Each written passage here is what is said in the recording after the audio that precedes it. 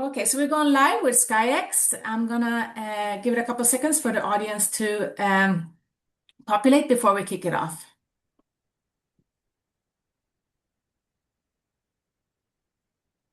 Okay, so welcome to the Sidoti Virtual Conference, and thank you for joining us today. I'm Anja Soderstrom, a Senior Equity Analyst here at Sidoti. As I mentioned, next up we have SKYX Platform Corporation.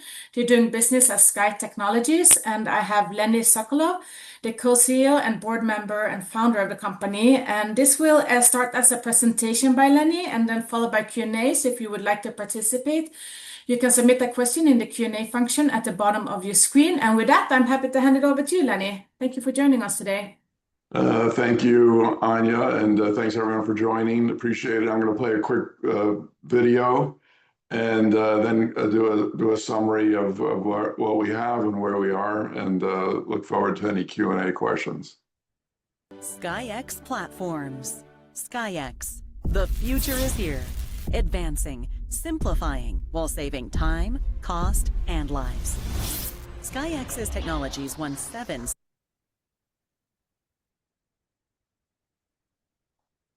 CES awards and has nearly 100 US and global patents and patent applications. Thomas Edison invented the light bulb that for many years was installed by twisting hazardous wires until inventing the Edison base that became the global standard in every home and building for billions of light bulbs.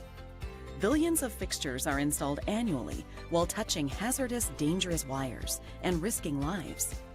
SKYX has a goal to follow Edison's path to become a US and global standard in homes and buildings for billions of fixtures, including smart home, AI, lighting, and fans, to become plug-and-play, advancing their performance, making homes become safer and smart within seconds, while saving time, cost, and lives. Our Gen 3 Sky all-in-one smart home platform enhances your all-around lifestyle, making your home become smart and safe instantly. It includes the most advanced, smart, and safe features that are necessary for every home. The SKYX all-in-one platform is now fully integrated with an AI ecosystem. The Sky platform installed safely and simply within minutes to the top center of your ceiling, blending inconspicuously with your decor. The Sky platform is integrated with a backup power failure LED light. In the center of the Sky platform is embedded the Sky outlet, as approved by the National Electric Code. Sky plug lighting, fans, and accessories can connect with the click of a button to the Sky platform. A series of Sky platforms installed in a home could repeat Wi-Fi signal and play the same music throughout the house. In the event of a fire, the integrated smoke and CO2 sensor would make an alarming sound.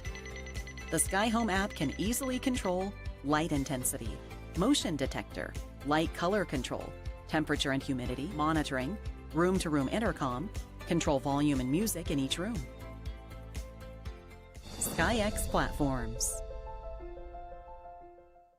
SKYX showcases its advanced, safe, and fast install lighting technologies in a Spring Hill Suites Marriott hotel renovation. First-time installation into a standard electrical outlet box takes a minute. In hospitality renovations, every second counts.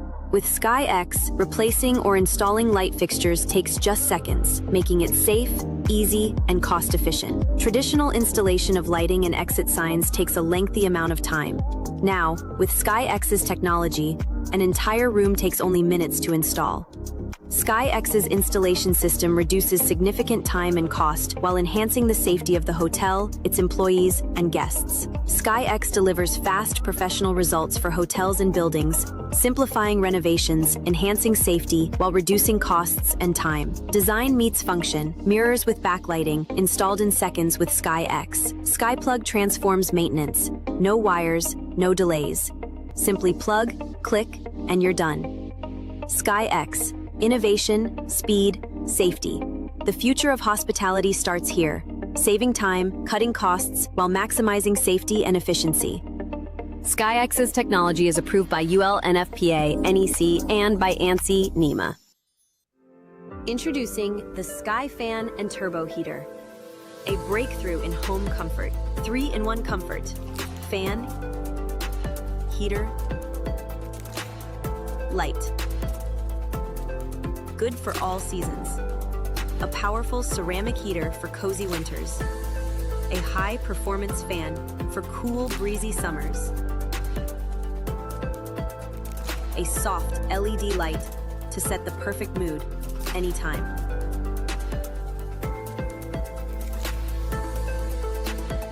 Installs simply in minutes with the SkyPlug system. No wires, no mess. The Sky Heater Fandelier, the only ceiling fixture you'll ever need. Sky Fan and Turbo Heater.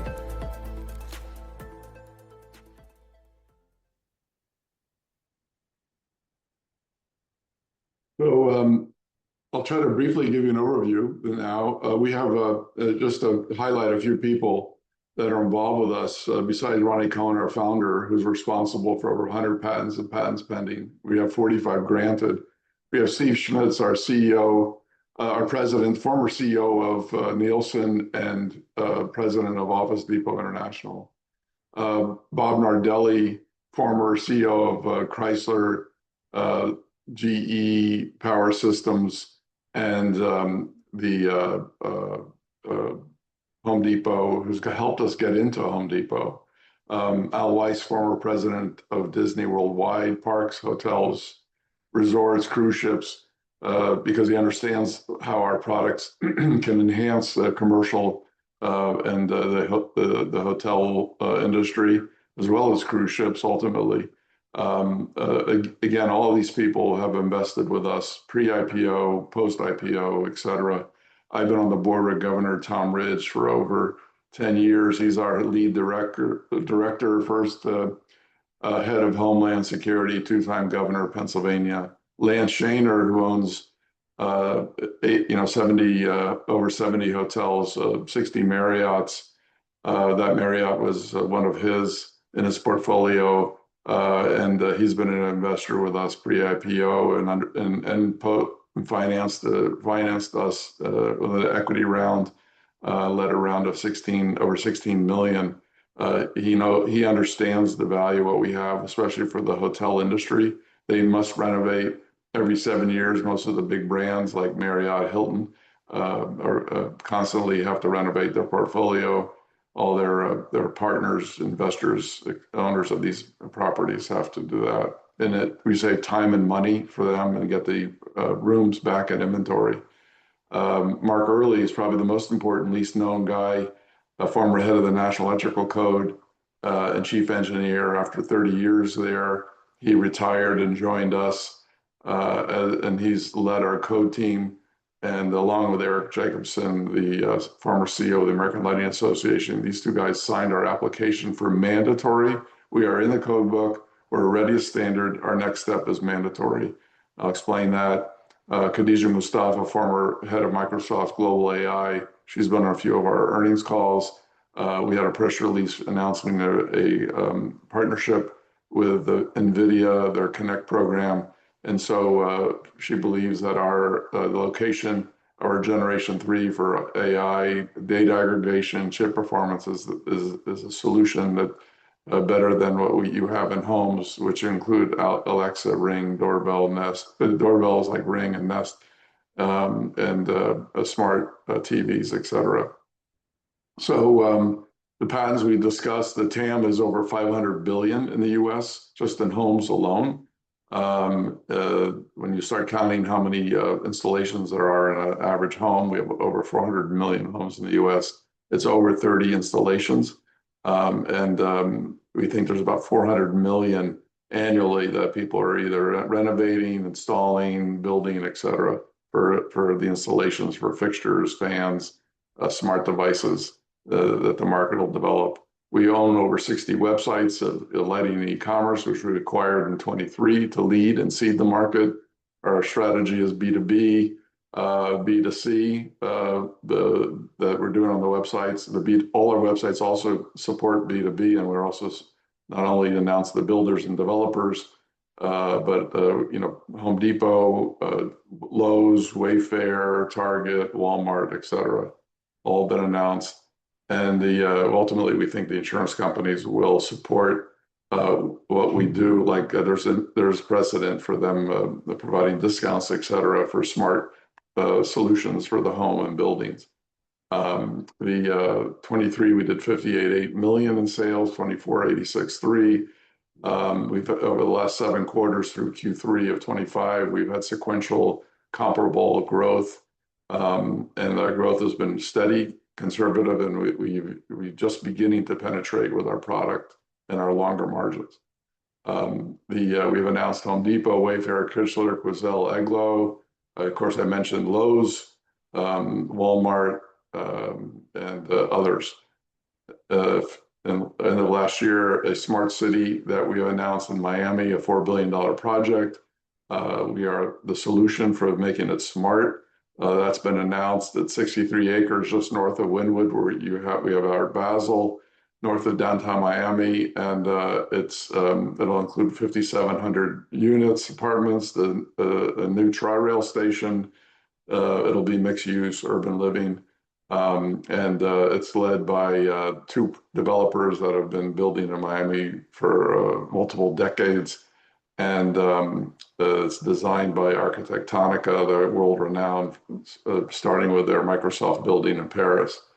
Again, our smart all-in-one Generation 3 device, which will be in production this year, is a solution to making this a smart city, which has precipitated a lot of global interest, needless to say. We've announced 278 units apartment complex in Austin, Middle East collaboration in Saudi Arabia and Egypt for homes and hotels, a 340 million premium apartment complex in San Antonio, where we expect to deploy over 15,000 units, in North Carolina near a new Microsoft mega park complex that's being built, over 10,000 units. We just announced, not on the slide, is Pittsburgh, New York, development. Generation 1, you see here, Generation 2 in the market, which has been working with our app that we for over 2 years, 3 years now. Works with Siri, Amazon, Google, Samsung. This app will also work with our Generation 3, which will be in production this year. That's going to have humidity, home intercom, motion sensors, Alexa, Google, CO2 detector, smoke, security, speakers, ambient light, RGB, emergency light, intercom, 911 calling feature for safety, all in one, click it in, and you're ready to go. Works with the app, takes minutes, and then you can still plug a fixture in the middle. This is happening. And so regulatorily, what's happened is that, there's precedent for safety. The builders and developers have adopted this and have announced and are contracting with us because we save them 90% of the time and 90% of the money to install fixtures and fans and ultimately the smart devices. And because to put in the receptacles into this junction box by electrician could take our receptacle take a minute. And once that's installed, no one's touching wires anymore. You could have a maintenance person come around when you're ready to light up a building or make it smart. It's click, click. And so that's why we've been adopted by these builders. We save them 90% of the time, 90% of the money for the fixtures and installations like this. And the regulators have done this because it's all about safety. They've supported us. So we have 2 major constituents here. And you had the wall outlet that became a standard because everything was with wires. The Edison bulb, as you saw in the video, never became a standard until the base was invented. In 1980s, you had the GFCI, which most people have in their bathrooms, which was mandatory, made mandatory in the 80s because people were dying in the wet areas. And then in 1991, the hair dryers had to add a GFCI plug at the end of the hairdryer cords and curling irons because people were dying in bathrooms, dropping them in bathtubs and sinks, et cetera, and fires and injuries, et cetera. And of course, these others, this is why things become mandatory because it's all about safety from the regulator's perspective. So we had all these problems and shocks and electrocutions. We developed a solution that also saves time and money. And, our device, our patents cover the receptacle and the plug, both sides, unlike these guys that had the patents only on the receptacle, not on what plugged in, or the GFCI outlet, not what plugged in. Our patents cover both sides, and anything that's smart that touches either side, that's a sensor, those are our patents also, global. So our device, our product holds 200 pounds, actually twice. There's a double locking mechanism. These junction boxes are coded for 50 pounds, and some may be 70. But so we're over, if it falls, it's because of the junction box. So, that's and we put on our boxes only 50 pounds because that's all we need to say. But we've tested them for many hundred more than 200. So the TAM I discussed, and our whole strategy is, to open a whole new world on the ceiling, just like when they do the construction and renovations, they put in our receptacle. And when we went to the regulators now, we made our case of the equivalency of concepts. What's the difference between the old outlets, and our solution? And so what's happened over the last 14 years, and this is like our FDA approval equivalents, that we've gotten like 10 phase 3 approvals. And this is where there's a little disconnect with Wall Street, is that I think if people understood the NEC and how the code works as much as they do the FDA after we've been through COVID, I think there'd be a better understanding of our value. We're closing that gap, very, day by day. But so our 10 approvals all preceded also a historic approval by ANSI and NEMA. ANSI is the American National Standardization Institute, which most people don't know what that is. That's the approvals necessary for commercial buildings and the hotels. We've received that approval. That's historic. So as a result of these historic changes, this is all codified, is that after 120 years, the code book has now changed the definition of receptacle to include not only this wall outlet from the 1904, but our receptacle, the SKYX receptacle. More so, they've given us a generic name, WSCR, weight support ceiling receptacle. This is in the code book, done. And the reason they did this, like they did the GFCI, the ground fault circuit interrupter from the 80s, they didn't want to call it XYZ Corporation. They called it GFCI. They're calling ours the WSCR. And by the way, these guys are still collecting a royalty on this from the 80s. So what happens is that now our next step is mandatory. We've checked all the boxes. We applied for mandatory. And once it's mandatory, and if it gets approved, it's not a question of if on our part, it's a question of when. We're required to license the receptacle and the plug on a non-discriminatory basis for a fair royalty. It could be 4 or 5%. Anything that's smart that touches either side, a sensor that touches either side, those are still our patents. We control that. So we have a very unusual situation where we have this, I call this our good Trojan horse. As this gets installed in the US and globally, we know that everything that plugs into it is also either our product or one that we will have licensed. So, I say all roads lead to Rome. And this is a very unusual and highly disruptive strategy that we've accomplished, and we have one final step for making this mandatory. Again, the builders aren't waiting because they're saving time and money. The regulators, have to make that final decision. And we've also determined that there's 2 other organizations in the U.S. government, the CPSC and the CDC, that covers injuries, property damage, and ladder falls. And keep in mind that back in the day, this plug in the hairdryer was mandated by the CPSC, not the National Electrical Code. So there's precedent for these agencies making these decisions. So, and the reason why the regulators have done this is their own data shows there's over 400 deaths per year from people not putting wires in correctly and dying, getting electric shock, and then falling or whatever it is. And then the ladder falls, of course, is even more serious. Thousands of deaths from people falling off ladders. And so I didn't want to show you these injuries. This is why they've given us these code provisions because of what we do in the lives and the property damages we save. And so our whole strategy is razor and blades. We have all these products developed in stock, coming, landing in production, including the exit signs and emergency lights, which are put in, but like light fixtures. And now the hotels can click them in and click them out. They get damaged all the time. This is a massive industry, just the exit signs and emergency lights only. So the smart home generation 3 we discussed. And basically, we took the whole concept of an iPhone, where you used to have different devices, you know, and a camera, a flashlight, and everything's all one device now. And we just took the same concept. All these items, and it's all on one click in and install. So this problem of taking 1 to 3 days to synchronize a room with all your smart gadgets, you could have ours installed in minutes.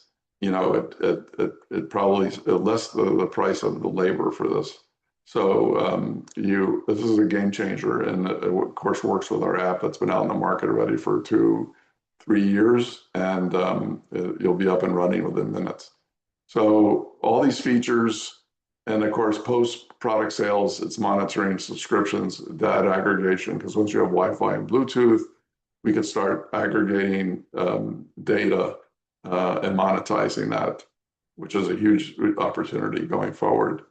Khadija Mustafa from Microsoft AI, her point is that this location is the best location for AI and chip performance.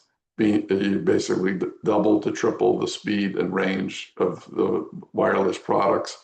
Everyone's got the extenders in the wall here on the side because that's where the power is, but they're pretty much worthless trying to get to the other side of the room because of furniture, et cetera.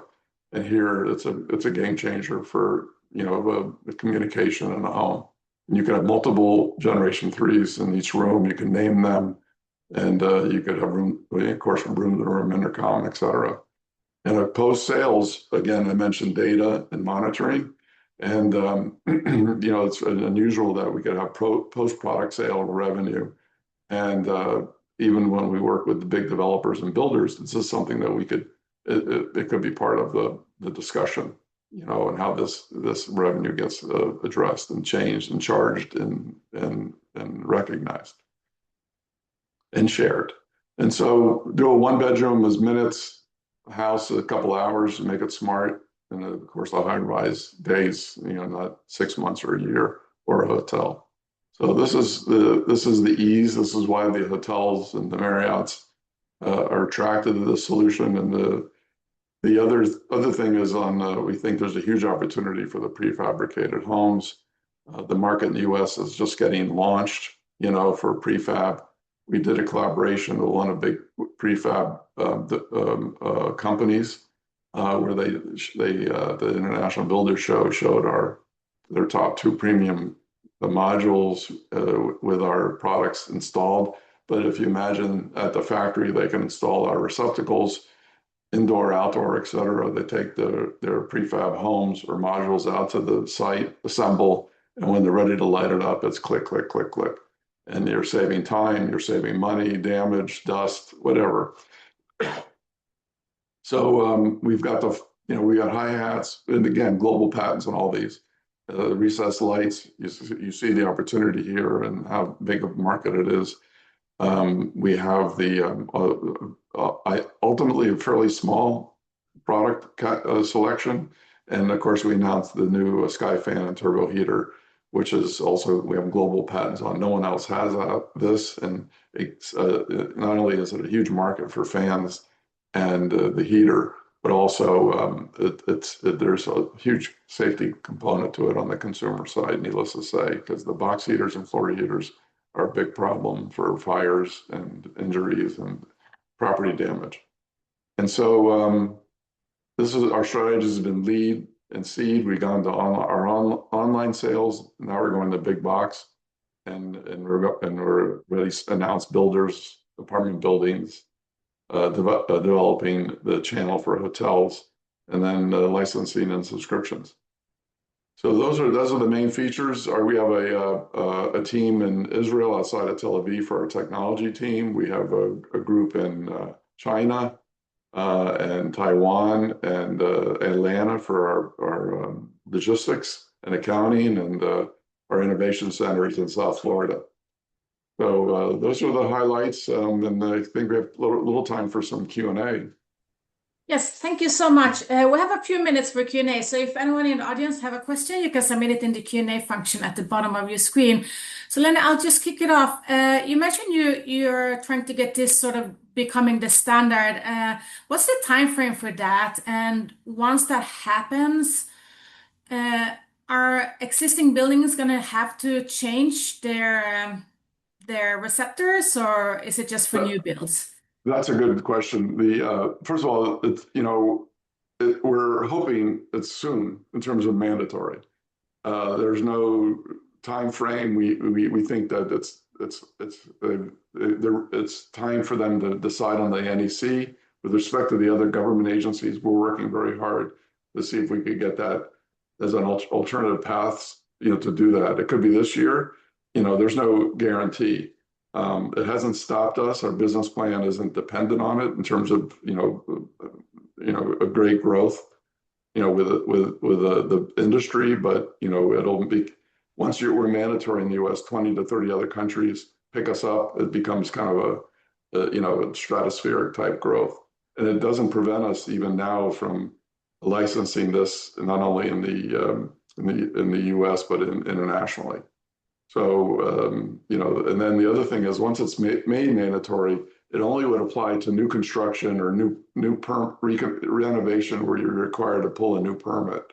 So you don't have to, it's not like when there's people still have the old outlets in their bathrooms because it was built in 1975. And so they don't have the GFCI. So they're not required to replace those, although a lot of places are encouraging it now. But it's new construction and new permitting it would apply to. But for existing homes or buildings, do you think there could be a pressure from insurance companies maybe to implement your? Could be a very good question. There could be incentives for them to install it in the homes. Just like there's not only the precedent from like home alarms, but there's some other products that the insurance companies have started to provide discounts and incentives. If they could save money for them, which it will, it's something that they would consider, we believe. Okay, thank you. We have a lot of investors on this presentation participating. There's a lot of questions here asking about, you mentioned your revenue growth, but can you talk about your profitability and your balance sheet, and maybe if you need to raise any more capital to bring this to more commercialization? We just did in January a equity raise at $2.50 common, straight common, no warrants, of course, with a fundamental investor. We think that's of course in our visibility sufficient capital. If we have a major strategic that could add value on the top line and our margin that wants to put in money, it's obviously the industry considers that kind of a great catalyst. That's always possible. But right now we think it's enough. Our growth will continue, and we are working very hard to continue to expand our margins, because the more product we bring in, that it's product we sourced, like for the delivery to the developers and the projects, that we target longer margins on those 40 to 60%. So, we think it's going to help continue to drive our path to cash flow positive. Okay, thank you. I'm going to squeeze in one last question here. Do you have any warrants outstanding? And can you also talk about insider ownership? The warrants, we do have warrants outstanding. A lot of them, a great amount, are not in the money. All that's in our filings, the detail. And so there's not, I wouldn't call it in any way overhang. The ownership insiders, we call it, are around 40%. And then we have what we call our very, critical friends and family that are not, technically insiders or reporting people, which could be, we estimate another 35 to 40%. So, we have a lot of, especially a lot of industry believers who've invested pre-IPO, IPO, and continue to help provide strategic capital, continue to invest. So, they just, because they know what this means for the industry and also globally. So, it's fairly, there's not a whole lot, in the public float per se, maybe 20 to 25%. Okay, this has been very informative. I know you're not doing, you didn't have time to do your one-on-ones during this conference, so we're gonna do that following the conference. If anyone in the audience, I'm scheduled today. I have oh, you are scheduled today. Okay, I'm sorry. Yeah, we're all But good. if anyone would like to learn more about the story, I'm sure Lenny will make himself available if you I aren't would be happy scheduled. to schedule a one-on-one. Thank you, Anya, for saying that. But yeah, happy to at any time. So just please let me know. Okay, thank you. And with that, we think it's a good time. Stock is the war hasn't helped the market. And we're not sure why our stock has got depressed like this. The equity investor, the fundamental investor, invested at 250 per share, straight equity, common, and they spent a lot of time. It was a reverse inquiry to us, and we're pleased. But what is that? It tells you that there's a belief that we've got a lot of value here. yeah, it seems like you have some major catalysts coming up as well with Yes. approvals and contracts announcements. So thank you so much, Lenny. This has been very good and very exciting Good. story. Looking My forward to see you pleasure. again soon. All Okay, right, have a good likewise. one, Take everyone. care. All right.